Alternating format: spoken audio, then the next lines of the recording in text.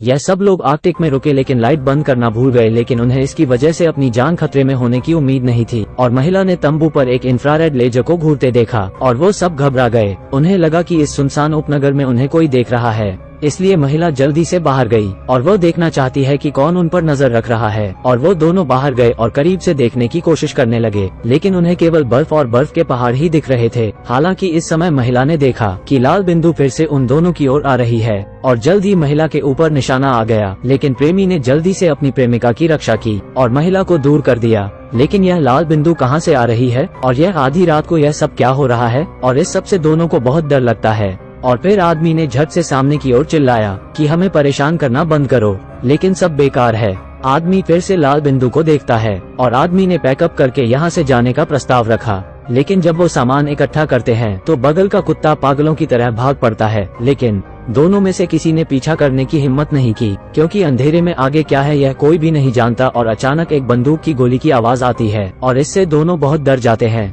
और वह लाल बिंदु अभी भी उन दोनों पर नजर रख रही है और उनकी प्रतिक्रिया की प्रतीक्षा कर रही है। और अचानक तंबू में से रोशनी चली गई और अभी पैक करने का समय नहीं है, और तुरंत दोनों डरकर भाग जाते हैं। और गोलियों की आवाज तीन तरफ से गूंजती है और आदमी अपनी प्रेमिका को लेकर अंधेरे की गहराइयों की ओर दौड़ा, लेकिन दूर दूर तक कुछ नहीं है। और अचानक तेज रोशनी आसमान में आती है।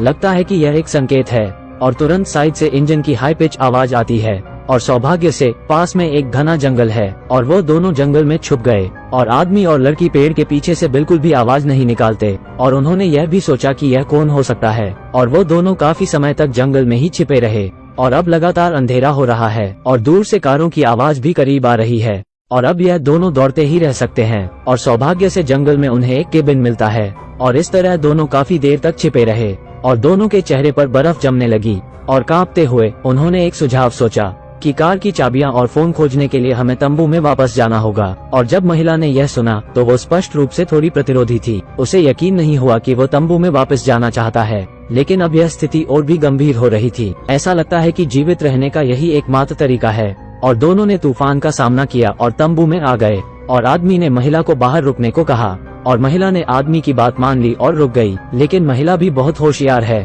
और वो छिपने के लिए जमीन पर लेट गई। लेकिन जल्द ही आदमी की हालत भी खराब होने लगी। लेकिन इस समय यह थोड़ा अजीब लगता है और आदमी जांच करने के लिए तंबू के अंदर जाता है और पता चला कि टैंक में कुत्ते की लाश पड़ी है। और इस समय महिला दुखी होती है, लेकिन आदमी उसे शांत करने के लिए जल्दी ही आगे आता है और महिला को रोते हुए गले लगता है और उस महिला को शांत करता है। और फिर दशान अकेले तंबू के पास पहुंचा और तुरंत कुछ खोज करने लगा। लेकिन यह सब बुरे लोगों का एक जाल है। जाहिरा तौर पर यह उन दोनों लोगों को पकड़ने के लिए है, क्योंकि उसे विश्वास था कि आदमी चाबी लेने वापस आएगा। लेकिन उनका ऐसा करने का उद्देश्य क्या है? और चीख पुकार सुनने वाली प्रेमिका अंदर आई और आदमी को उसकी बाह निकालने में मदद की और महिला ने उसका खून रोकने की कोशिश की। और जल्द ही दोनों धीरे धीरे वहाँ से बचने के लिए चलने लगे। और महिला सामने कुछ देखती है और आदमी लगभग जम गया था, लेकिन लगता है कोई उनके सामने है, लेकिन यकीन नहीं होता कि यह उनके दुश्मन है।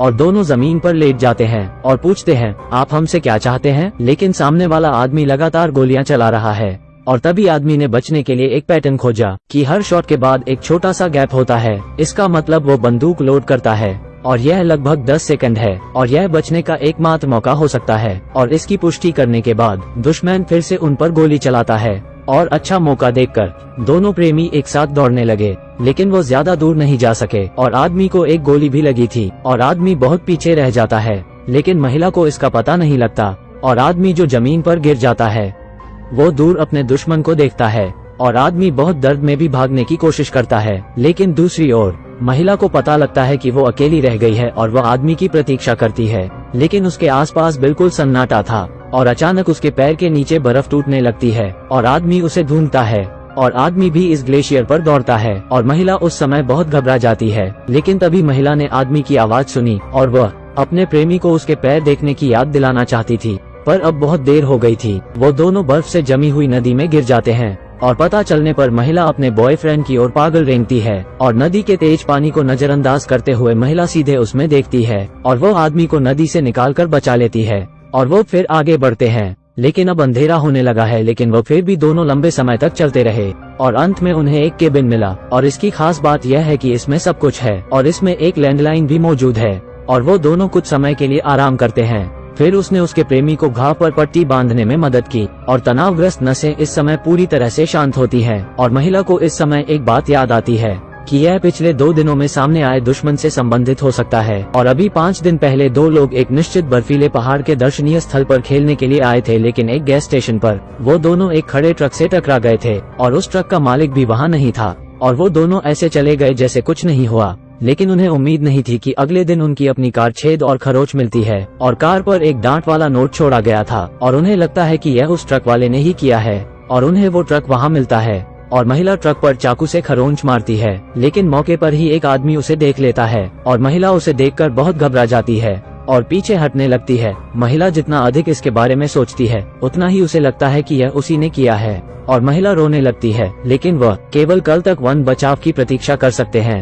और अगले दिन दरवाजे के बाहर एक दहाड़ ने महिला को जगा दिया और बाहर एक आम आदमी बंदूक के साथ आता है और उनके पास खिड़की से भागने के अलावा कोई विकल्प नहीं था और वो दोनों कहीं छिप गए। और इस समय महिला ने तुरंत एक आवाज सुनी और पीछे पलटकर कुछ देखा और यह एक बड़ा काला भेड़िया निकला और महिला डर के मारे वहाँ से भागने लगी, लेकिन आदमी ने उसे रोक लिया और आदमी ने भी अपनी बंदूक निकाल ली और महिला ने अपने हाथ में जलती हुई टॉर्च से हमला किया और आदमी को जमीन पर गिरा दिया और दोनों बहुत तेजी से गुफा से बाहर निकले। लेकिन वो आदमी बहुत ही खराब हालत में होता है। शारीरिक और मानसिक थकावट और तनावपूर्ण नसों के कारण वो फूटने वाले सिर दर्द के साथ जमीन पर गिर गया। लेकिन अंत में महिला की मदद से इस जंगल से बाहर निकलने के लिए दोनों ने बहुत कोशिश की और चलने लगे और अब वो थके हुए हैं लेकिन आगे नहीं बढ़ पा रहे हैं, बिल्कुल नहीं।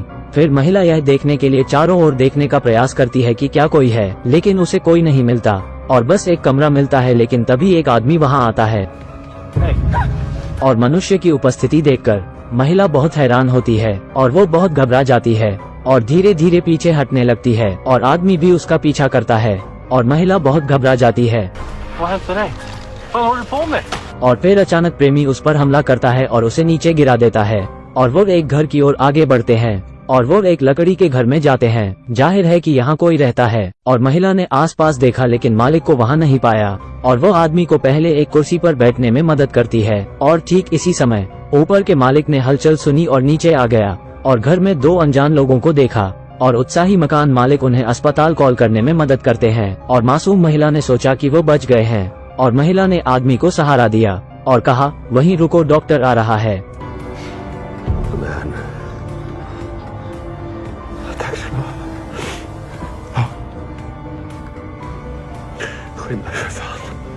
और महिला स्तब्ध रह जाती है और मकान मालिक के हाव भाव भी बड़े अजीब हो गए। उसने महिला को भी बैठने दिया और थोड़ा रोते हुए प्रतीक्षा करने दी और कहा कि सहायक जल्द ही यहाँ होंगे, लेकिन अब दोनों यहाँ से जाना चाहते हैं। और मकान मालिक ने सीधे स्टील का चाकू निकाल लिया, दोनों को चुप बैठने और ना हिलने डुलने की धमकी दी और आदमी और महिला को बेडरूम में ले गया। और इस बेडरूम में भी एक राज छुपा है जिसे देखकर वो बहुत हैरान होते हैं और ऊपर उन दोनों की एक तस्वीरें हैं जो आदमी ने ली थी और वहाँ एक लड़के की तस्वीर भी है। और इस समय पर्दे के पीछे असली आदमी दिखाई दिया और वो शख्स उनके पड़ोसी के अंकल थे और अंकल बियर्ड की पूछताछ के साथ दोनों की भी सब याद आता है। अभी 1 महीने पहले की बात है। हाल ही में शादी करने वाले दोनों बहुत खुश थे और गाड़ी चलाते समय वो अपनी भावनाओं प्रकट कर रहे थे, लेकिन उम्मीद नहीं थी और वो एक छोटे बच्चे से टकरा गए। लेकिन आदमी ने सीधे गाड़ी चला ली। उसे लगता है कि यहाँ उन्हें किसी ने नहीं देखा, लेकिन असल में ऐसा नहीं है। यह आदमी अपने पोते के साथ एक ड्रोन के साथ खेल रहे थे और बच्चे ने सड़क तक उसका पीछा किया था और वो दोनों एक साथ बहुत खुश थे। और तभी यह सीन हुआ जो अंकल बियर्ड ने देखा और पुलिस भी जांच करने पहुंची थी और अंकल दाढ़ी ने उनके बारे में कबूल नहीं किया क्योंकि वो जानता था कि अगर वो जेल भी गए तो चंद साल ही वहाँ रहेंगे। और चाचा ने उनसे सुलह नहीं है, वो अपने पोते का अपने तरीके से बदला लेना चाहता था, इसलिए वो जानकारी जमा करने लगे और दोनों की स्थिति का पता लगाने लगे और जानबूझकर उनके घर भी गए थे ताकि वो सब पता कर सके। और अंकल दाढ़ी के जानबूझकर दृष्टिकोण के तहत उन सब का रिश्ता करीब आने लगा था। और जब समय परिपक्व हो गया, अंकल ने आदमी को 2 टिकट देकर अकेले घूमने भेज दिया और पहली रात से जो कुछ भी हुआ वो सब अंकल के प्लान का हिस्सा था, जिसे सुनकर आदमी बहुत दुखी हो गया। वो सिर्फ उन्हें मनोवैज्ञानिक रूप से नष्ट करना शुरू करना चाहता है और फिर आधिकारिक तौर पर बदला लेता है और कहानी की समाप्ति होती है और आदमी को अंकल बियर्ड ने बुरी तरह मारा और उसके साथ बुरा करने के लिए Kommer klara det. Jag vill att du ska röra mig. Hur känner du? Jag förstår nu. Döda mig!